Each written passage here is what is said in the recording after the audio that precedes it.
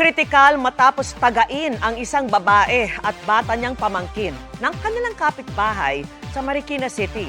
Ang mitya umano ng krimen, paghihiganti. At nakatutok si Gabriel Gonzalez. Pasado alas 8 ng gabi nitong Miyerkules, dinig ang mga sigawan at gulo ng mga residente sa Barangay Malanday, Marikina City. Makikita ang isang lalaking nakaputi na may hawak na itak. Nadapa siya at binato ng upuan ng isang residente na kanyang hinabol, bitbit pa rin ang itak. Bago nito ang lalaking may itak na nagana umano ng 10 taong gulang na batang lalaki at kanyang tiyahin. Matinding pinsala sa ulo ang tinamo ng bata, habang ang tiyahin ng bata sa ulo at daliri ang tama ng subukang salagi ng pag-atake ng sospek.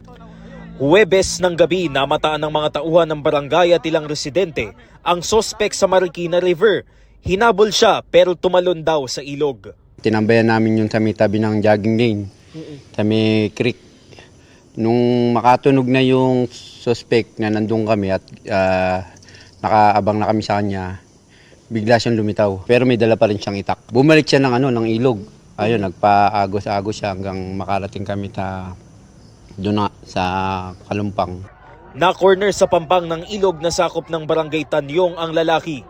Dinala siya sa Marikina City Police Station para maproseso at bigyan ng paunang lunas matapos pagbabatuhin ng mga residente. Sabi ng sospek sa pulisya, nagawa niya ang pananaga bilang ganti sa pamilya na nagpakulong daw sa kanya dati. Inadmit naman po niya nung nakuha natin na talagang tinaga niya sila dahil yan ay lagi daw kasi siyang pinapakulong nitong ating dalawang biktima. Ayon naman sa pamilya ng mga biktima, wala po kaming reason kung bakit niya yung ginawa.